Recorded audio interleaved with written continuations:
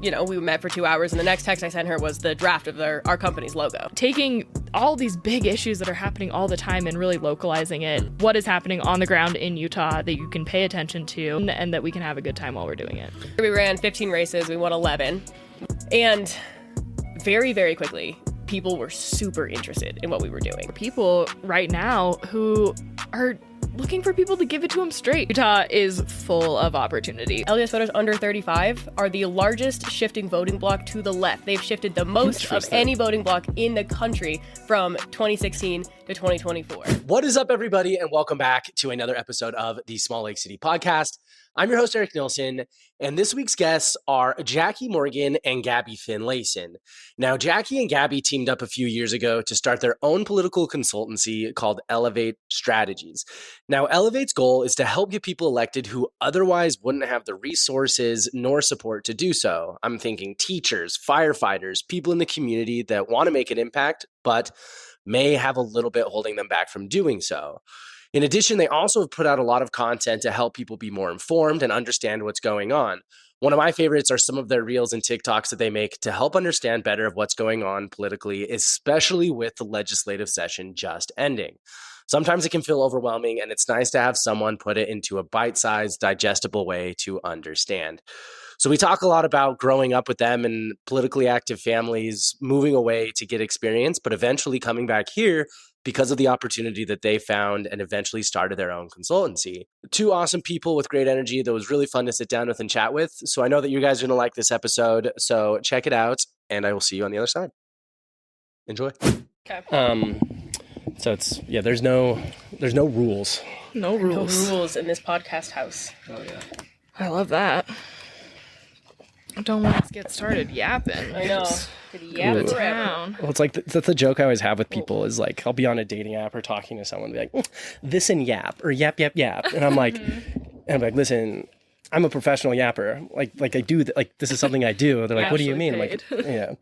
No, it's funny. My boyfriend is also, he works in professional communications for the county government. Yeah. And then I do this, and it's like, no wonder we talk for literally forever. I'm like, you can't compete with me. Like, oh yeah, just be talking. We do be talking. That is correct.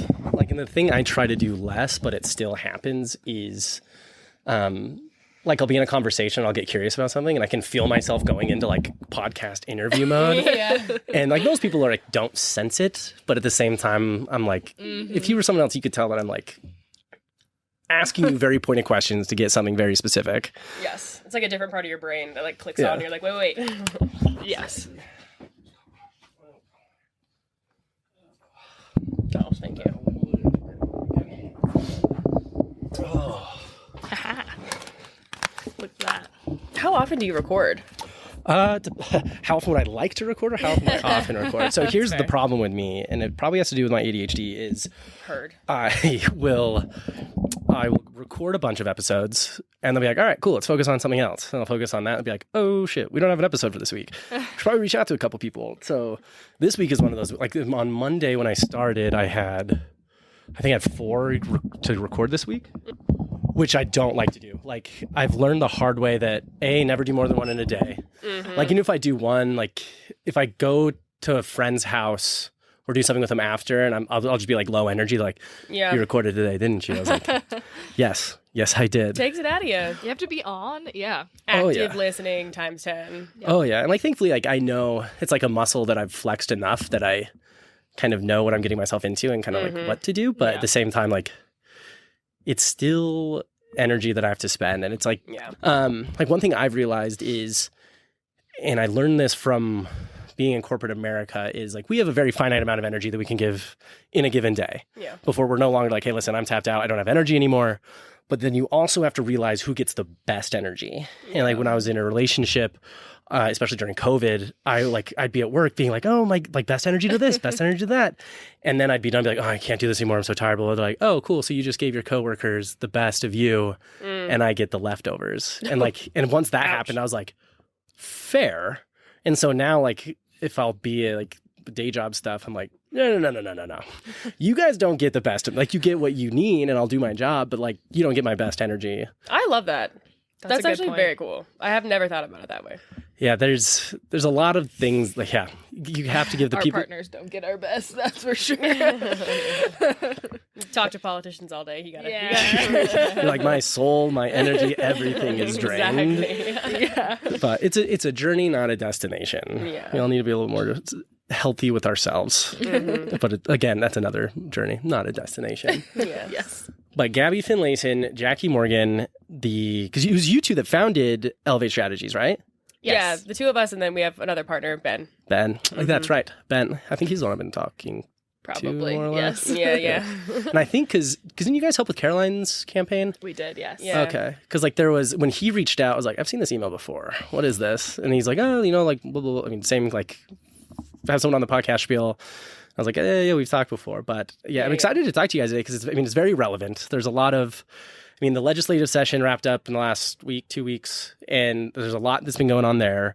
The campaign season in general wrapped up, which, in my own opinion, thank God, because there are things that matter so much and so much going on. Especially when, Elevate Strategies is such a platform to help give progressive agendas momentum, and especially in Salt Lake. That's why I love Salt Lake, is because we're this blue dot in a red state, and I kind of love that for a lot of reasons, because it kind of has this natural checks and balances, and you see that in a lot of places around the country, like your Nashvilles, your Austins, and kind of like these liberal cities and big states. But excited to talk to you guys today more, about not only the political landscape and what you guys see and how you think about it, but also just how it all started. Because you hear people start businesses, especially in Utah, go start your SaaS business, but to be like, you know what? Let's go do some political advising and let's really put this on our back. It's not as glamorous as it sounds. But yes. Nothing is, right? right. Never meet your heroes. Never look behind the curtain and see who the Wizard of Oz actually is. Yes. Exactly. I know one of the first, when we were moved into our first office, Jack and I were both laying on the floor, like trying to manage cords under our conference table. And we were like, start a company, they said. It'll be so cool, they said. It'll be glamorous. And we were like taping cords to the top of it. Yeah. We take out the trash. And Exactly. Someone's got a vacuum. Someone's got to take out the trash. Yeah. It's Yes. it's not just sit it boss, be boss girl, and then have people come in one after the other. Yes. That's right. Yeah. That's right. So it's always, like, no matter what you do, it's always going to be work. But then there's the work that you don't want to do that leads to burnout, and then there's the work that you do want to do, which leads to, I don't know, harmony in your soul, I guess, for lack of a better term. I don't know. But would love to hear more. I know that, you guys both have pretty rich careers historically in campaigns and politics. So, would love to just kind of set the stage of, your guys' background, how you two met each other, and kind of how it started of this idea to join forces and work on this. Yeah. Definitely. You go first. Okay. So I grew up in Utah County. I grew up in Alpine. My family was never, super political, but, my mom and has always been a progressive. My dad, we always joke, he's a closeted Democrat. But, growing up in a very homogenous community was always very interesting. And when I was pretty young, my mom started a club called the Alpine Democrats, and everyone in the club could sit around our kitchen table. But, they did some things and they tried to do some stuff and tried to create community around shared values. And so that was always a thing that was really important to me, is to find people that kind of will connect with you in that way, especially in environments and in spaces where other people are also looking for community in that way. But yeah, kind of, stayed interested in politics for a long time, but didn't really ever think about making a career out of it. I started college as a vocal performance major, actually. And Trump was elected during my freshman year of college for the first time. And, it was just such an interesting experience where, I had started getting more involved in college Democrats and kind of volunteering for candidates and figuring out kind of what that all looked like. But in that moment, I had some really good friends who were from, members of minority communities that were genuinely afraid and scared and didn't know what to do. And my mom, sweet Christy, had bought tickets to DC for the inauguration of Hillary Clinton, which Plot twist. Yeah, plot twist. She was like, you know what, we should still go out because there's this whole big march thing. And, we're not super big activists these days in terms of going to marches and things, but that was the first time I'd ever done that. And, watched then newly elected Senator Kamala Harris talk about how it's going to take people who are willing to do the work and that have the privilege to do the work to make change. And came back from DC and changed my major to political science the next day. Wow. Started doing that. I actually ended up transferring to the University of Utah to work on campaigns. I was going to ask you, where were you going to school? I was at Utah State. Okay. Yeah. For some reason, I was just thinking Alpine and BYU, and I was No. I was like, I can't imagine this story of Yep. I was at Utah State, transferred to the U, and then started working on campaigns. Did a couple of local campaigns here. Ended up doing an internship in the U.S. Senate in D.C. with Hinckley. Through the Hinckley too. I was working for Senator Catherine Cortez Masto. She's the senior senator in Nevada. Yeah, I did a Hinckley internship. I was at the Treasury.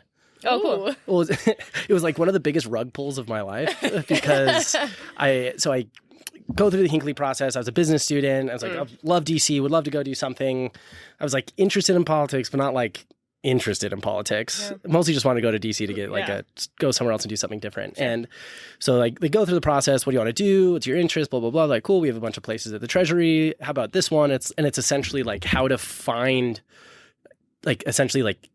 identify terrorists and organizations and money being like transferred around. I was like, hell yeah, let's do this. Yeah. And then 2 weeks before I was supposed to get to DC, they're like, oh, just kidding. We don't have space for you anymore. And I'm like, okay, what? Fun. And then is Gina Shipley still there? Yeah, I think so. Okay, so Gina messaged me, she's like, all right, I've been scrambling, but I got you something. I'm like, lay it on me. She's like, how about audit and compliance? Hell yeah. And I was like, just stared blankly at the ground for like 10 seconds. And I was like, yeah, like it gets me to DC, it gets me there. Like, to be fair, it was like probably one of the most boring summers of my life. Like it was one of those, like I get there, they're like, well, you're not going to be here long enough we can give you anything real. And you're here too short that like we don't really want you involved in much. And so how about you just like data entry? And it was like 30 minutes of data entry every day. Like my manager was like, hey, if you're not doing anything by like 2 or 3, you can leave. I stayed past that once. But it was fun. I mean, the energy of DC, being there, and especially just kind of understanding that this is where a lot of things happen, and you see everybody in their suits and their running shoes, and everybody just kind of like, I don't know, making democracy work. Yeah. So I'm glad you had that experience because it's such a fun one to have. Yeah, no, it was super cool. And, it very much felt like, like cosplaying in the thing that I thought I wanted to do. And it was great. And it was very interesting and got to meet a lot of cool people. But yeah, it was so different than even the small experience that I'd already had on campaigns where things just move so slowly, like in DC, right? Especially in the Senate. It's just like, you introduce something maybe and there's a million hearings and then there's 1,000 studies and then, subcommittees and all the things. And so, it was great and really interesting. But it was while I was an intern, I was doing my like little morning task, just like bopping away. And a bunch of the staffers behind me were talking about, this guy who was this, Midwestern mayor, gay Episcopalian veteran, Rhodes Scholar, and he was running for president. And I was like, I'm sorry, what? Like, especially as like, someone like it almost sounds like the intro to a joke. I know, right? Yes, it does. But yeah, as a queer kid growing up in Utah County, never knowing why I kind of felt left out, whether it was that my mom left the church or that, I lived a different kind of life or I had crushes on girls, whatever it was, I just, in that moment was like, this is someone who is going to try and create the community that I wish that I had had. And so when I got back to Utah, I started calling every single person I'd ever met and was like, hey, do you know anyone that's working for Pete Buttigieg? Anyone. Like anyone that's connected to this in any way, shape, or form. And ended up getting connected to, a friend of a friend of a friend who was working in Iowa and interviewed, got offered a job, and left a week later to move to Iowa. So I worked for about 9 months in Iowa for Pete Buttigieg ahead of the caucuses in 2019, 2020. I was in Iowa City, so I was working in, another little blue dot in a red state. I've spent enough time in Iowa to know that I'm good. Yeah. I loved Iowa. I always say that if I was working anywhere else other than Iowa City, like I probably would have hated it, but it's such a wonderful little town full of lovely progressives. It's a college town, and I was working at the University of Iowa, so organizing students and grad students and things like that. So it was a really cool experience. And then really learned a ton about like how campaigns should actually be run. Ended up going out to New Hampshire for the Biden campaign in the general election in 2020. Ran a statewide program out there, again, organizing college students, recent graduates, some of the private high schools, things like that, and did a lot of cool events. And while I was there, my boss, who had lived in Salt Lake City, she was like, hey, my boyfriend's coming out to help with, some last minute stuff. And I was like, cool, sounds good, whatever. He got there and she was like, look, I'm super busy. Gabby's from Utah. You're from Utah. Like, go talk to her, do whatever she says. And like, just don't bother me. And we were like, cool, sounds good. And so Ben Haynes, my now business partner, and we drove around New Hampshire for like a week and just did a bunch of surrogate events, like events when celebrities or senators come in and, put up wild events with Ed Markey and, Ayanna Pressley and the male actors from Pretty Little Liars, which we took on a tour of all the sorority houses, and they loved that. And it was great. It was a fun time. And, we kind of became friends and chatted about campaign stuff because he'd worked for Hillary Clinton for 18 months in 2016 and 2015. And so, it was a good time. I was like, cool, sounds good. You seem nice. I'll never talk to you again. Sounds good. And then I stayed in New England after that. I ran 2 campaigns in Boston. And that was great. I had a lot of really cool experiences. I was there for, about a little over a year. And blue state politics is a whole vibe. Who can out progressive the other person. And, I had my second campaign there was a state Senate special election, and she was elected. She's the first Black woman elected to the state Senate in Massachusetts, which was awesome. And she was like, hey, this is a special. Like, I don't have any staff. Like, we're already into the session. Can you just help me kind of transition and find staff and things? And so was kind of helping her out on the official side for a minute. And, while they were talking about what type of universal health care is best, I was still obviously entrenched in Utah politics, and they had just passed the trans sports ban. Mm-hmm. I was like, man, like, we need people that are actually going to be doing the work in Utah. Like, there's so much potential in Utah, and I just don't see anyone doing the, nationalized professional campaign work that we know is necessary and makes real progress. So had no real plan other than like, well, I guess I'll just go do it myself. I had $2,000 in my savings account, no plan, and moved back to Utah in February of 2022. Only person that I knew that was still in Utah that had worked on campaigns was Ben Haynes. So I called Ben. And I was like, Ben, I didn't think we were ever going to talk again. But, hey, remember that time we did all those events in New Hampshire? Cool, me too. Quick thing, I want to start a progressive political consulting firm in Utah to help elect more Democrats. And he was like, that sounds fun for you. Well, let me know how it goes. That sounds fun. Exactly. He was like, yeah, there's some clients we can refer to. You can run these campaigns, and that sounds great. Welcome back. I was like, no. Like, I'm not trying to manage campaigns. I'm trying to start a company to do this in the long term and like build something real. Yeah. And he was like, all right, well, that sounds pretty good. Like, I talk about that too, and it sounds great for someone else. But he's like, if you're serious about this, you should talk to my friend Jackie. So then I met Jackie. Enter Jackie. Enter Jackie Morgan. So during all of that, what was going on in Jackie's life? Well, I'll start back at the beginning as well. So I also grew up in Utah. I grew up in Holiday. Okay. I have a crazy family. I have 4 brothers, and no 2 kids are from the same 2 parents. We have a very diverse family, to say the least. And I was the only non-Mormon kid in my class growing up in Holiday. I was like the singular kid. I remember standing in the lunch line one day, and all these girls were talking about like going to Young Women's, and I was like, what's Young Women's? And they were like, oh, you don't know what that is? And I was like, oh, no, I don't. I found something bad. And I never fit in. It was always really tough to make friends. Like, it just was a tough environment to grow up in. I ended up going to Catholic school because it was a lot easier, actually. And so, it was a tough environment to grow up in Utah as a young girl. And my mom, also super political, and she would go knock doors for our local candidates all the time. And she'd take me with me when I was really young. And I thought I was trick-or-treating. And I was Why haven't we gotten a single thing of candy on? This doesn't make any sense. Mom, what the hell? It's always around Halloween season, I was like, oh, wow, we get to trick-or-treat for weeks. This is amazing. She's like, are you ready to go? You're like, yeah, I got my costume on. She's like, elections are sort of a trick-or-treat. Yeah. Depending on who you vote for. Not wrong. Sometimes more tricks and sometimes more treats. Yeah. So I'd go with her, and, I kind of was involved in politics through her. And so we, got involved in a couple local campaigns, and I found it was just a place that I felt like I belonged. And I had so many people wanted me to be there, and we had such a good time. And, I was young, but I could make phone calls, and candidates were so appreciative, and they were fighting for amazing things. And so I kind of got involved in politics and continued staying involved. And so I worked on campaigns I worked on the Obama campaign in 2012, and I organized volunteers to go from Utah to Colorado to go knock on doors in Colorado. Not as fun as trick-or-treating, but very important. And then I stayed involved through college, or through high school and college, and I worked on the Weinholz campaign. He ran for governor in 2016, and turns out there's not a ton of people in Utah that work on campaigns, so it's pretty easy to work your way up on a campaign pretty quickly for good and bad. And so I worked on those campaigns 2016. And then I was like, I'm going to college. I'm studying biology. I'm not going to do politics. I got to get out of this. It's too much. And so I was like, I'm going to do genetics. I'm going to do, biology. And so went to college, did that. Continued to suck me back in year over year. It's like once you get the bug, you can't get rid of it. Yeah. And so, stayed working in politics, kept getting jobs, kept just being involved. After 2016, I helped to co-found a different consulting firm in Utah. And so we worked on the Better Boundaries ballot initiative in the early days of that ballot initiative, collecting signatures. So I ran the volunteer signature program for that, collected 50,000 volunteer signatures statewide for Better Boundaries, which at the time was unheard of. We hadn't done anything like it back then.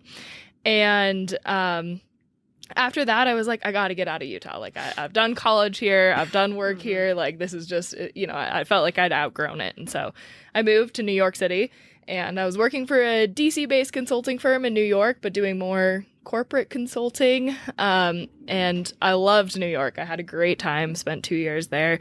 It was amazing. And I hated the work. It was awful. It just, it just felt like I was working for healthcare companies, not doing any good for the world. I was having a great time, going to bars and restaurants and partying in New York, but not really feeling like I was doing good. And so I got a job working for a national education advocacy nonprofit remotely. And so I was running campaigns across the country at that point, and a lot of school board races, but everything from school board races to governor's campaigns and ballot initiatives across the country in so many other states. And I loved it. I loved the work. I loved what I got to see. And I moved back to Utah during the pandemic, as everybody did.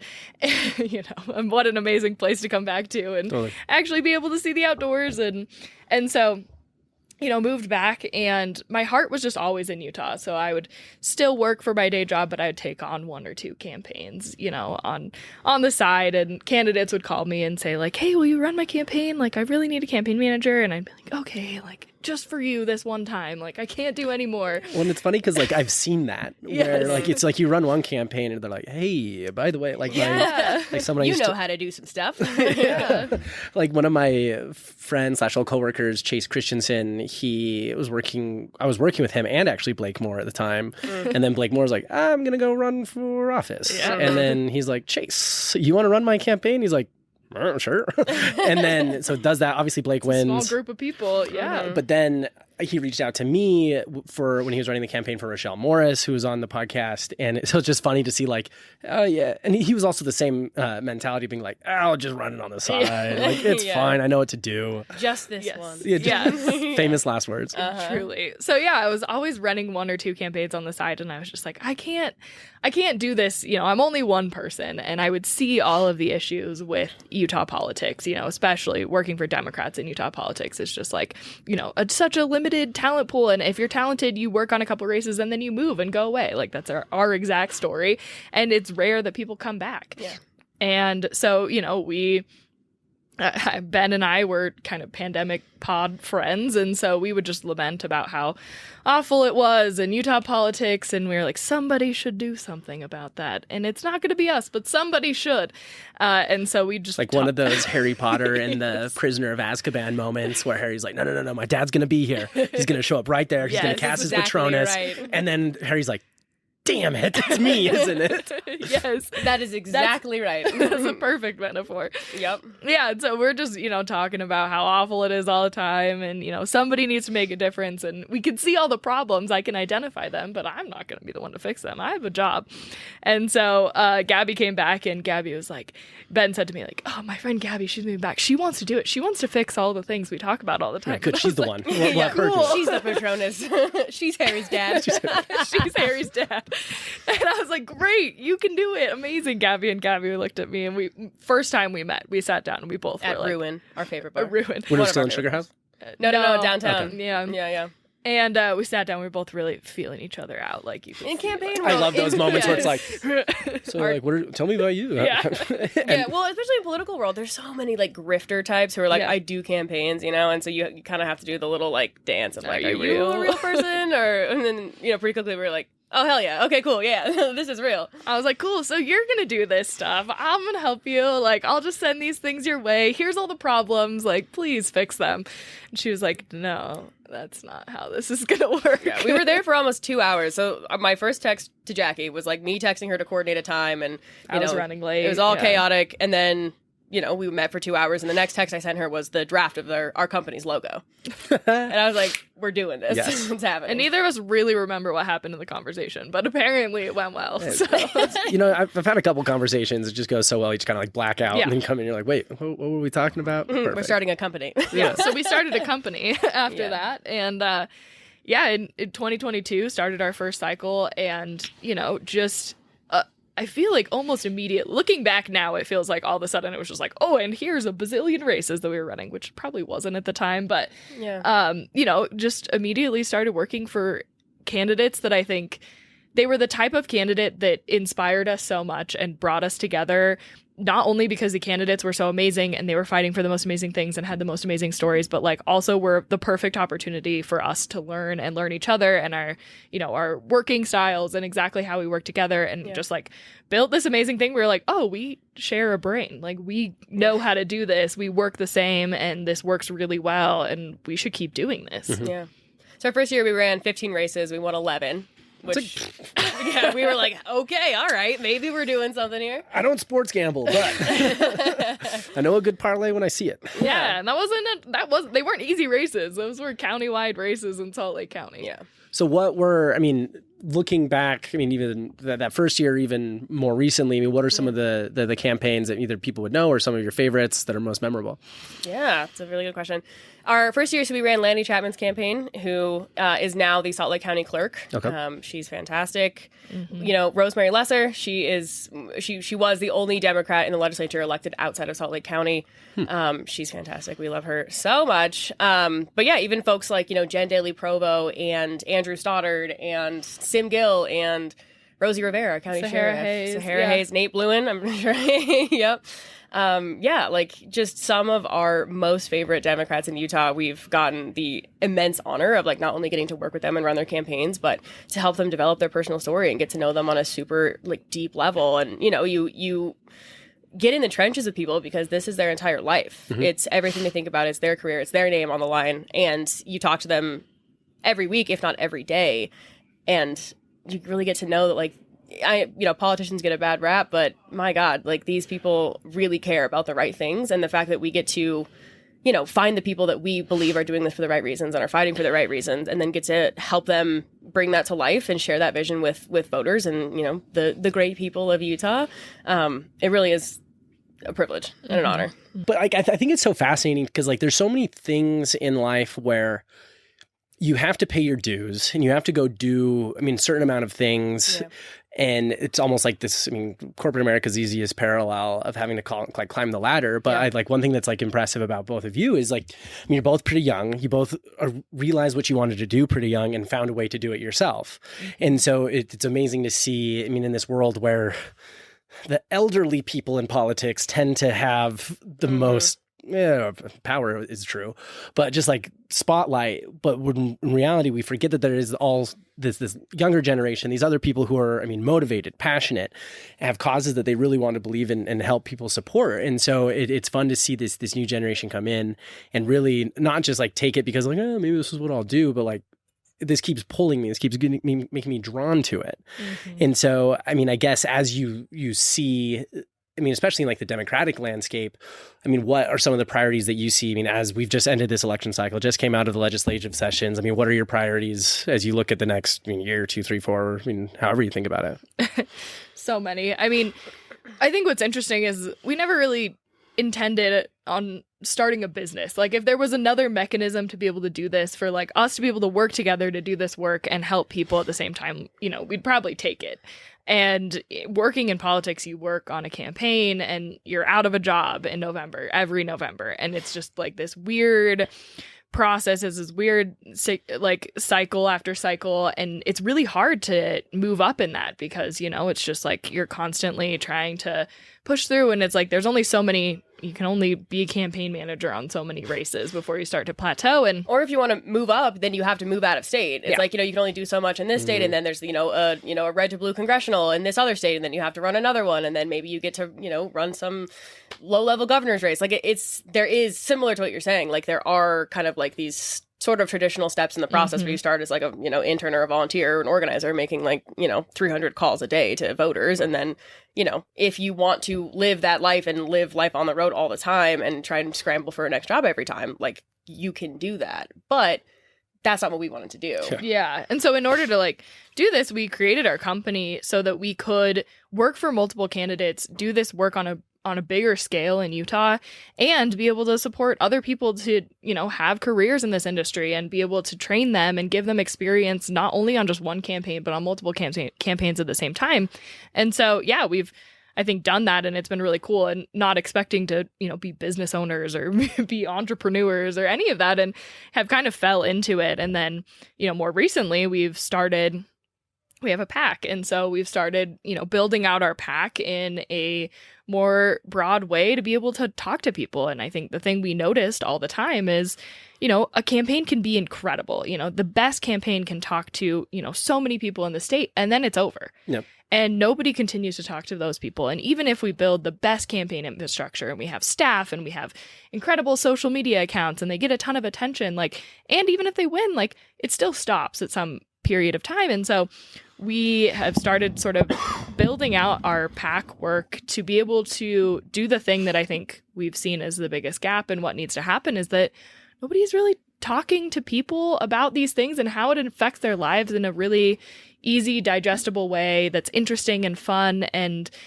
is really taking all these big issues that are happening all the time and really localizing it into some what is happening on the ground in Utah that you can pay attention to, that's digestible, that is just fun, and that we can have a good time while we're doing it. Yeah, because that sounds like the opposite of most election cycles. It's all the way leading up until, thinking about national election, it's like you just get everything, it's surrounded you, everything. You're getting 50 texts, you're getting 20 calls, and then it's the election's over and you're just all right, cool. I just need to go decompress for a little bit. Nobody texts me anymore. But then at a point you're like, wait a minute, I thought we cared about some things, and now nobody cares about these things. And especially when you're someone who's so motivated, has so many causes that you're passionate about. I think it's got to be hard to be we got everybody all riled up and everything, and then it's over, and then we're going to find another one, and it's over. Yes. Well, that's exactly right. That's the thing that we've been. For the last couple of years, we've been, really pushing that. We need somebody to continue talking to voters after Election Day, and not just about the national stuff, because it's super overwhelming, during the campaign cycle, but even now, right? Anyone that pays attention to politics, and it's hard not to because we all live in, the internet world all the time. You're just getting hit every single day with 50 things that are happening out of the Trump administration, and it's hard to know what to care about and how to make a difference. And it's so overwhelming to the point that it's I guess I'll just do nothing. And, I think we have a problem broadly, but especially on the Democratic side, where we don't have a lot of people that are progressives that talk like normal people. All of these Democrats are coming out of New York and California and DC, and they're saying all these things that no one ever says. I'm when's the last time you guys talked to a Republican? And I mean a real Republican voter, just a normal person. And, we just kept expecting, okay, someone's got to build this infrastructure, someone's got to communicate, and someone's got to break it down in a way that helps people understand how they can make a difference and why they should care about this thing that affects their lives.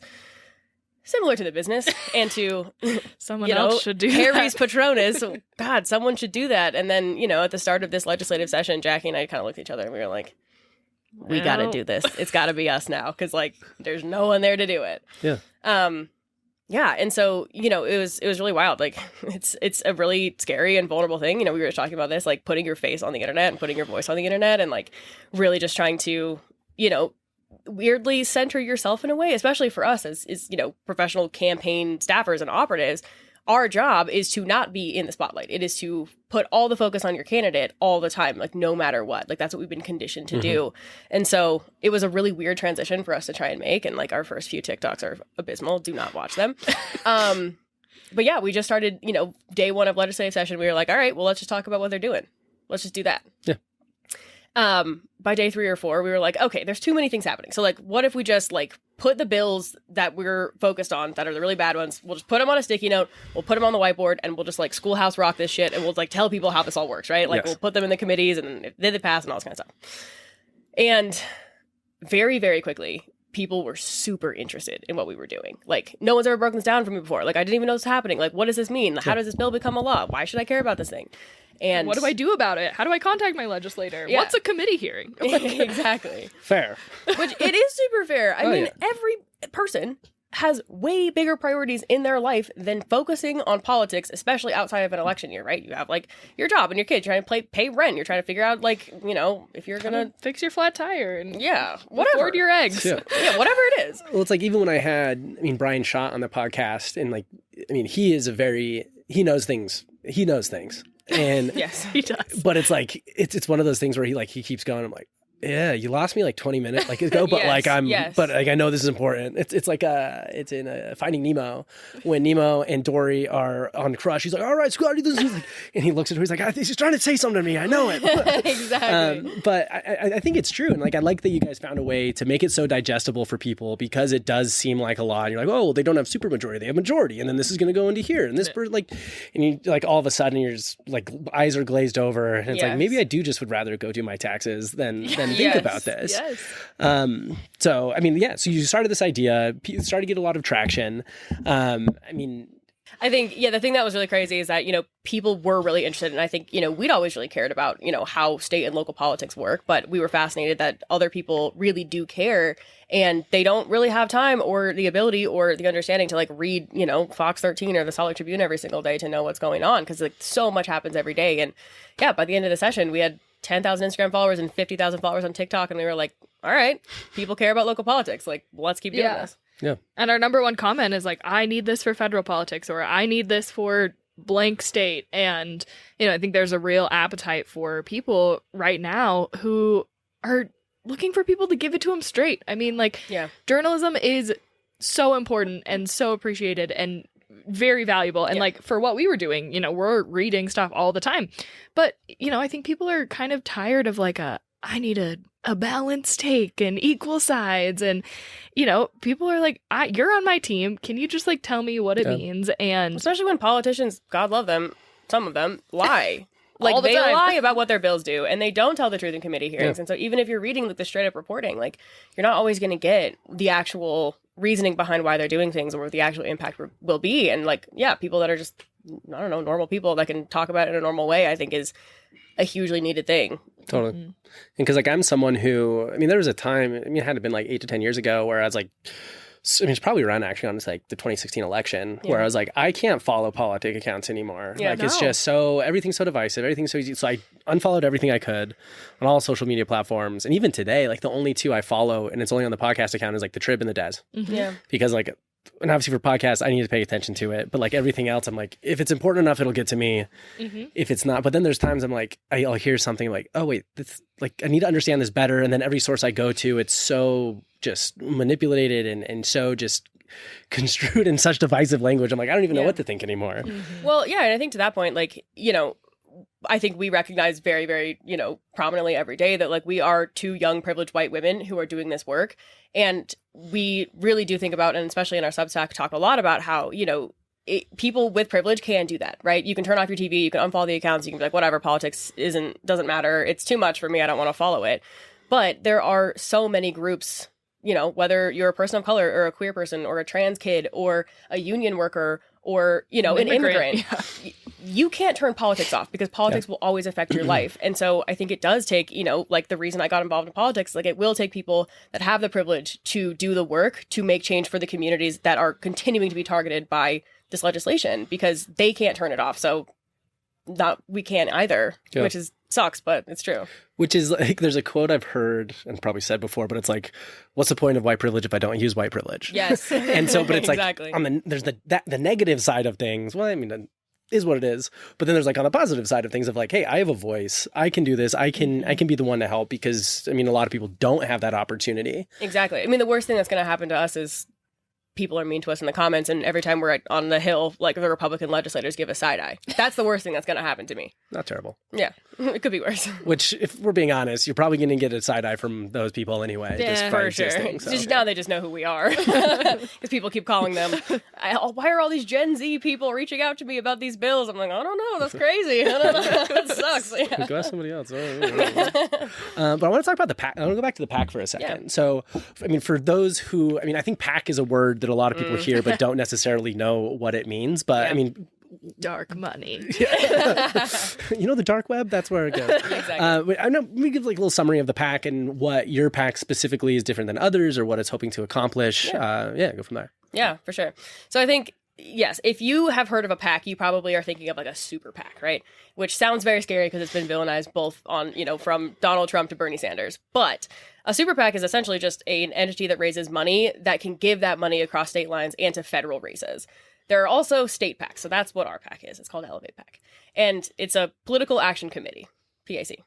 So, we started our PAC originally right around the time we started our company because Utah has very loose campaign finance regulations and coordination laws. And so, in a lot of states, you can't, work for a PAC and give money to a candidate and then also consult for that candidate on the campaign side. That doesn't exist here. And so a lot of why we started it was to say okay, well, let's raise money and try and, put some cash in this PAC so that, we know that there are amazing candidates who want to run in Utah that we want to support, but they're working moms or they're, whatever it is that they can't spend all their time raising money for their campaign. And they maybe don't have the network, to raise money from their friends and family. And those are the exact type of people that we need more of in public office, but it puts a huge restriction on it because, as mentioned, we do run a business. And so how do we try and supplement that? So the idea originally was that we were going to have this PAC that we could help supplement our services for a candidate that we want to support that maybe can't raise enough to support, or to hire us. And then we kind of started doing, we have some friends that do digital fundraising, and they were talking about how they do some fundraising for other PACs in other states. And we were like, hey, do you want to start raising money for our PAC? We're doing stuff. I don't know. So we started doing some texts and emails, and that was kind of interesting.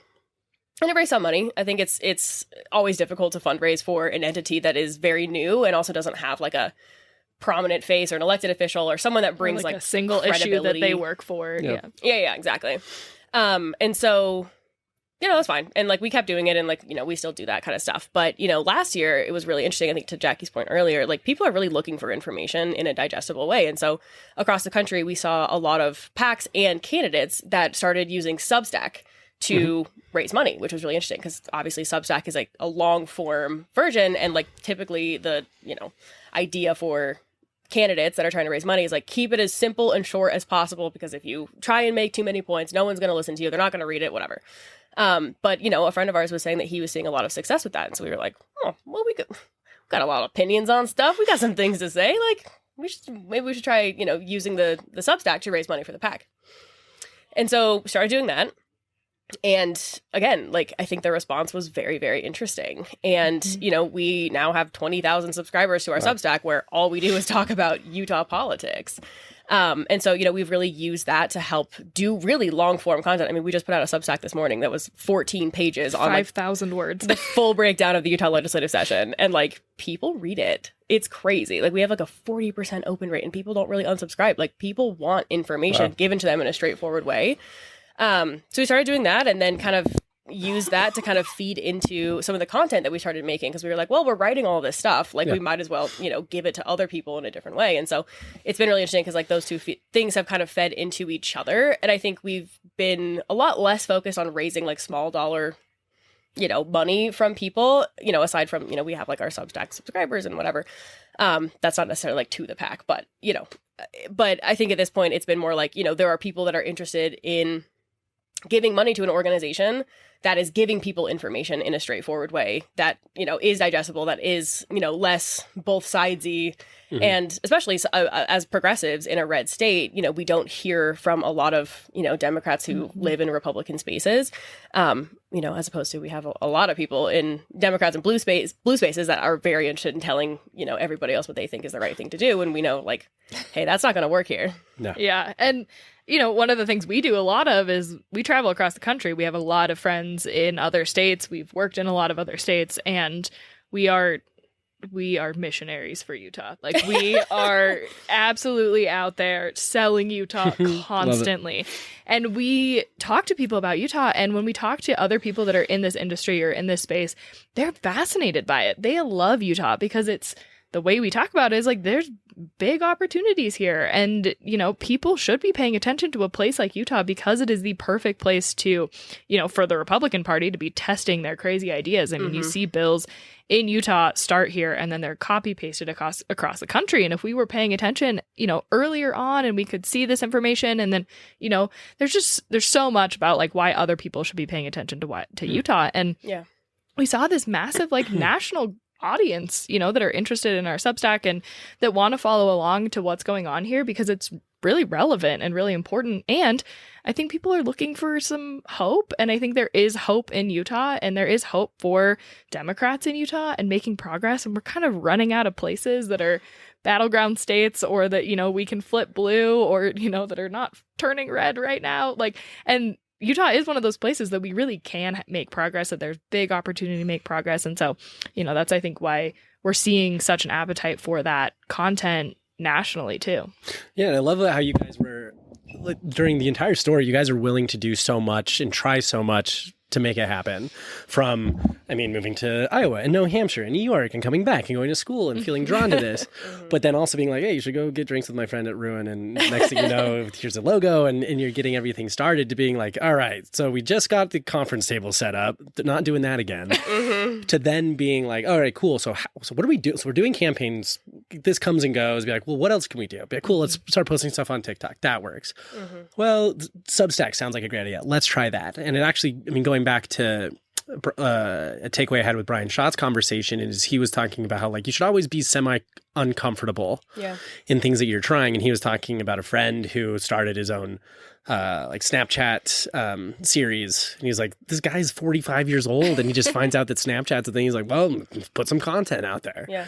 And so many people are so scared to try something new, especially going back to the topic of putting your face all over the internet. I mean, who would dare put over 100 hours of their voice and face and video on all sorts of different platforms? But it's so funny once you start to try new things and you see it work, that you're like, oh, like this. And like, I wouldn't say like I had anxiety about any of it, but like I knew that whatever I wanted to do, I had to be that me wanted to do it. And so it's like, I remember the first time I just like staring into a ring light. I'm like, what the hell am I doing? We had that experience too. But now it's like, even this morning I woke up, went to the gym here, went home to make coffee, make breakfast, and I had left like a ring light on my counter because I'm starting to tell, like, I'm just telling like small lake city story moments that I have. And I was like making coffee. I was like, if someone were to walk in right now, they would be so confused to see just a bunch of dirty dishes, some mail, a ring light, 2 dogs, and like all of this. But but you have to be willing to try new things and put yourself out there and realize, like, is it all going to work? No. Is it all going to fail? No. But if you don't try anything, if nothing changes, nothing changes. And so you could, I mean, accept the norm of, cool, we're just going to go find some candidates in November, they're gone, and then we get to go find them again and just have this, I mean, up and down and up and down. But instead you're like, actually, there's more that we need to do. Let's go start a PAC. Let's go start a Substack. Let's go do all of this. And so I love that you guys have this, I mean, entrepreneurial mindset, and I mean, having, I mean, 2 partners that are willing to try those things. Because I can't imagine, I mean, I've talked to enough people who have had business partners and then not had business partners, but it's nice to see how you two are coming together in such a meaningful way, trying new things and finding that sweet spot, that niche of who wants this content, this experience to do so. Because when you were talking about how people have this appetite right now for just tell me what's going on. Like, I don't need to have all of this prose and all of this just divisive language. And it reminded me of the show. It's on HBO. It's called Tokyo Vice. And it's the story of this journalist. He's from America, but wants to go to Japan to work. I can't think of the newspaper right now, but it's like the most prominent newspaper in Tokyo. And they've never hired anybody who wasn't Japanese before. And everybody hates him. And like, he gets in trouble for an article. They're like, no. Like, you described, like, this is too, like, almost hyperbolic. This, you're not just saying what happens.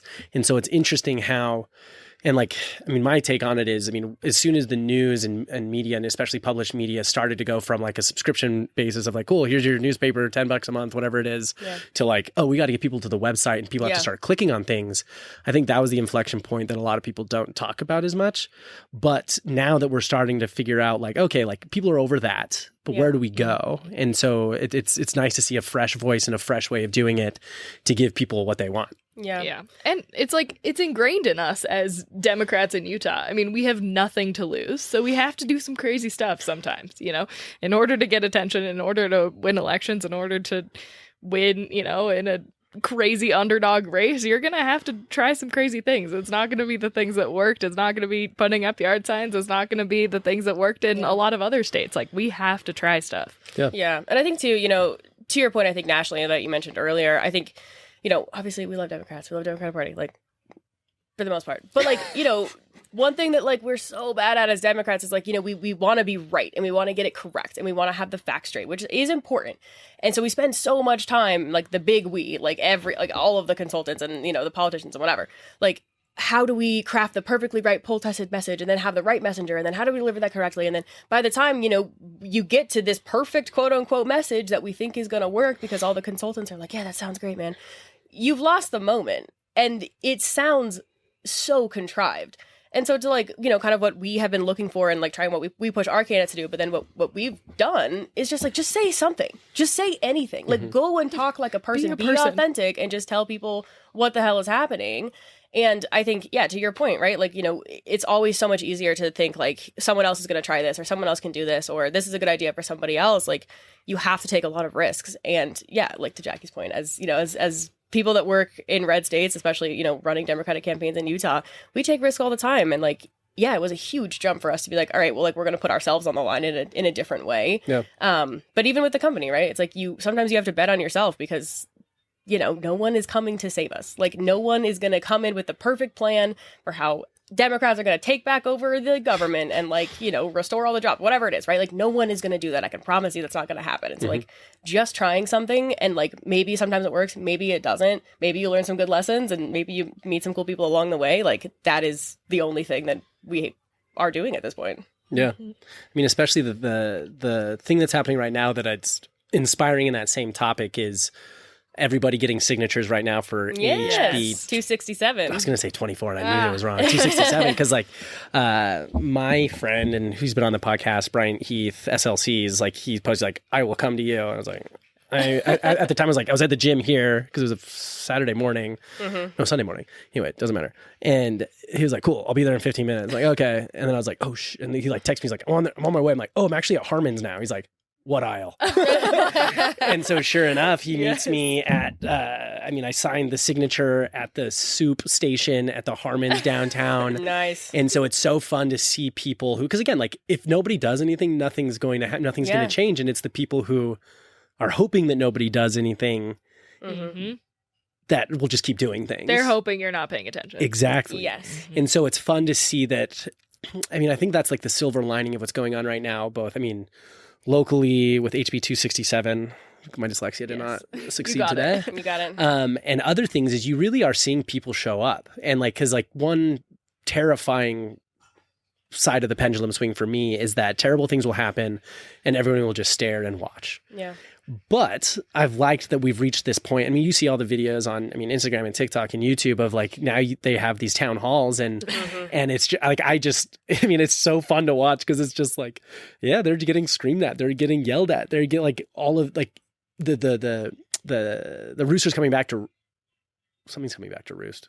Anyway, something's going like it's all of these decisions and things that people, especially in those power, have not had to be accountable for. Yeah. They've reached this point where it's like, oh, hell no. Like you said, you're going to take care of me and now you just took away my benefits as a veteran. No. Yeah. Or you want to take away my right to be who I want to be. Like, no, like this is not going to work anymore. So it's as much as I hate seeing things happen that I don't agree with, I love being able to see the humanity come out and people being, because like I hate when people, in my opinion, everybody needs to be an asshole at some point. Yeah.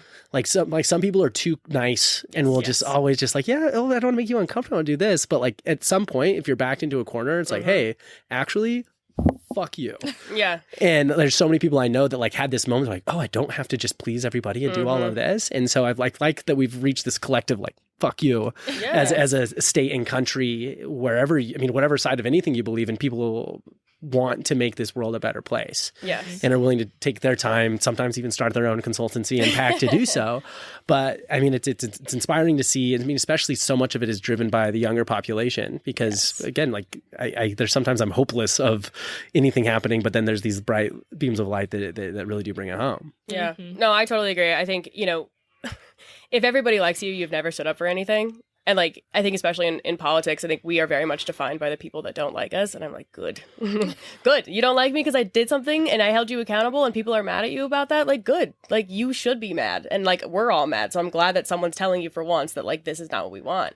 But I think too, like to your point, about the referendum and HB 267 and even, people getting involved in the legislative session in that process, like it's been really cool for us to, kind of have this weird little platform that we have now that's very new, but to try and help transition that just from, straight giving people information about what's happening, but also then using that platform to say like, hey, like signature gathering starts today, like go get a packet, or like here are some more locations that you can go sign, or, here's a committee hearing, or, here's a town hall that these, are your Congress people are doing, you should go show up and ask some questions. And then seeing that like the real impact of that, like we know how many of our followers have signed up to volunteer for the referendum. And like, we had someone just today like tag us in their Instagram story because they learned about the referendum from our Instagram and now they're doing a signature gathering event in St. George. And like, those are, relatively, I guess, like small things, but it's been really cool for us to like be able to use the platform that we've built and that people are excited about and that trust us for whatever reason to then go activate that into something that feels very real and is very tangible and actually is going to make a difference. Yeah. It's almost like if you could go back and be almost like a Scrooge ghost of Christmas past and go back to the kitchen table with your mom and her friends or trick-or-treating with your mom and be like, hey, listen, like, you're going to look back on this kind of fondly and it's all going to come back around. So kudos to you and all that you're doing. But I mean, I guess looking forward, what does the future look like? I mean, you have the PAC, you have the Substack, you have all of these things, but I mean, as more election cycles come, more legislative sessions come, I mean, how do you think about the future and what you want to do with the biz? Our favorite question. Like I said earlier, Utah is full of opportunity. We talk about this all the time, but Utah is the youngest state in the country. It's the fastest growing state in the country. We have this amazing opportunity that we might get new redistricted maps depending on how the courts rule in the next, who knows, could be tomorrow, could be the next, 6 months, but the courts are going to rule on these maps and we could get new congressional maps, we could get new legislative maps. Yeah, we're also the only red state with universal vote by mail. Yes. Young LDS voters under 35 are the largest shifting voting bloc to the left. They've shifted the most of any voting bloc in the country from 2016 to 2024. And then in the last election, Utah was one of the only states, us and Washington, the only state to not move farther to the right. And so Utah is just so ripe for opportunity. Yes. And that is what we want to do. Like, we want to capitalize on that. We want to help good people run for office. We want to flip seats. We want to make a difference. We want to break the supermajority and stop all of this nonsense. And the more people that are paying attention and helping us get there and calling them out, because they've spent so many decades having control of every branch of government. 40 years. Yeah. And people, people have, we've sort of let them, right? Yeah. Like, we haven't called them out. We haven't been paying attention. And so I think we just are at the perfect moment right now to be able to make such a big change in Utah and change our government to be more balanced. I think Utah is this very unique place. Like, we're different here. I know everybody says it, but we are different. We have so much going for us, and we need our government to look that way too. We need our government to be different. We need, our representatives to actually look like what Utah looks like. And so that's where we're going to be. We're going to be continuing the fight. We're going to be running campaigns, training candidates, recruiting candidates, training staff, hosting our lovely interns, and then, obviously continuing to make content and try and make what's happening in Utah accessible to people and also give them somewhere to actually take action instead of just telling people, here's all the bad shit that's happening. which is not helpful. I have enough of those emails and posts. Yeah, exactly. Here's something Nancy you can do about Pelosi is dying. You need to donate Give $5. Exactly. How much do we have to raise to keep her alive? And some people are like, how much do we not have to give to Exactly. Yeah. If you want to run for office, which everyone should, most people that are the best candidates, the people that should be in office, are not people that have ever considered running for office. Every single person I know that has become like, I mean, Caroline Gleick was an interesting one. Blake Moore was tapped. Rochelle Morris was tapped. Ava Lopez Chavez. I mean, she's a little different one, and she loves politics. It's a whole other topic. Every time there's friends I know in politics, and then there's Ava, who it's like, it's like every time we have a conversation, it like all comes back to like her like political strategy thinking. I'm like, touche, not my brain, but good for you. But yeah, like I mean, and that's like my biggest issue right now is we've created a system where the people who should be there aren't there because there's better opportunities to make money, do what they want to. Yes. And the people who are like, oh, power, you say, like, let's just go slide into there. So I agree. And it's like, and often it's the people like, the mom who knows how to work or figure in the community and wants to be able to make a difference, but she has 3 kids and a mortgage and can't just go campaign all day or run out of her own funds. And so it's nice to be able to have someone that can do that. Yes, exactly. Teachers, nurses, firefighters, working parents, people that do interesting jobs. Some of our favorite candidates are like people that work in weird policy places or are grant writers. Like, I don't care. Like, if you are a good person that has good values and you want to do something and make a difference, you should run for office. If you want to, call us. Happy to chat. But also, like, stay engaged, stay informed. Like, always, send us a follow, subscribe to the Substack if you want to stay involved. But yeah, I just think, like, at the end of the day, like, it can feel very hopeless, but the thing that continues to give me hope is that when we do our candidate trainings or when we, post videos on the internet or whatever it is, and there are people that are excited and they feel hopeful and they have a place to go and they have somewhere to channel their feelings and a place to find real community of other people that are not just trying to, share outrage and be mad and protest, but to actually do something real and to make an impact and to make a difference. Because especially here in Utah, we have such a big opportunity to do that. And like, we will still be here forever doing that work. And so, we hope that other people will join us in that effort. Yeah. No, I know there are so many. I mean, there's at least 20,000 on Substack, 50,000 so there's a voice loom. Like, I'm glad you guys have this voice that has gathered so many people because it's so sad these days because let's see, it's March 26th, which means Trump took office in January 20th. So it's been like 60 days. But I feel like it's just been like exhausting. 1,000 years. Oh gosh. And every day I open up some sort of something and I'm like, I would actually look at this because one of the few emails I subscribe to is the Wall Street Journal. And like, they'll only send emails if it's like breaking news. But I feel like every day it's like, breaking news. Guess who was talking about what on Signal? And they just happened to have a reporter. They found a new way to do crazy stuff. Yeah, it's insane. But before we wrap up, I want to ask the 2 questions I always ask everybody. Number 1, if you guys could have someone on the Small Lake City podcast and hear about them and what they're up to, who would you want to hear from? God, who's that? What is that bar? The Green Door? Green Pig or the Green Room? The Green Room. Have you had the guy that runs that bar on? No, but I love that place. I love that place too. I want to know about what his life is like and why he started this awesome bar and why it's an industry bar and how he spins his records. It's fucking cool. Yeah. That always very interesting. Our moms. Oh, yes, our mothers, obviously. Christy and Katie would be a great podcast. Yes. Also, one of our all-time fave candidates, Taylor Knuth. He ran for Ogden mayor.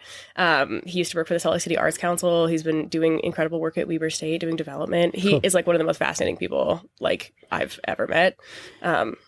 He's a killer. We like Taylor. Mm-hmm. Can't think of anybody else. I mean, there's so many interesting people. We know so many interesting people now. I'm like blacking out of every person I've ever met. Yeah.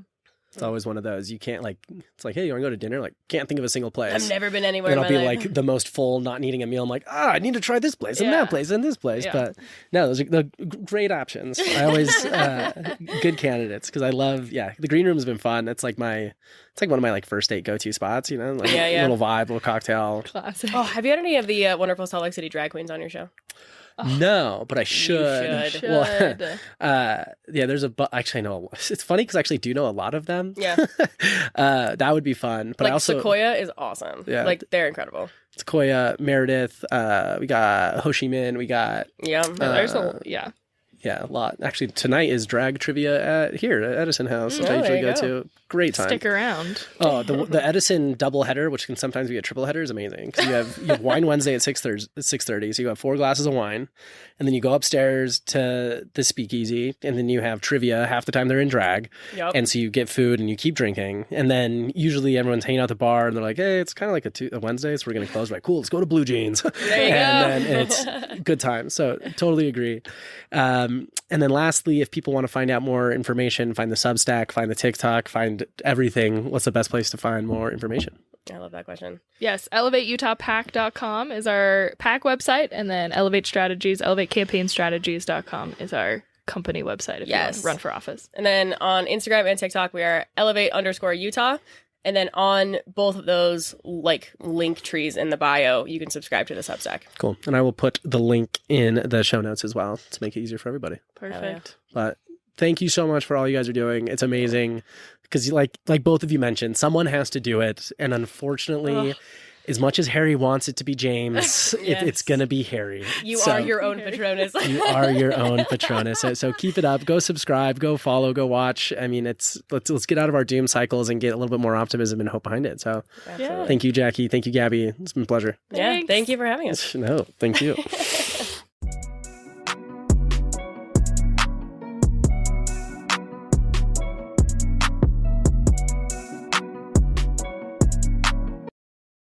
Thank you so much for listening to this week's episode of Salt Lake City Podcast.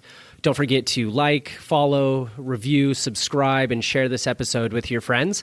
And we'll catch you next week. We'll see you there.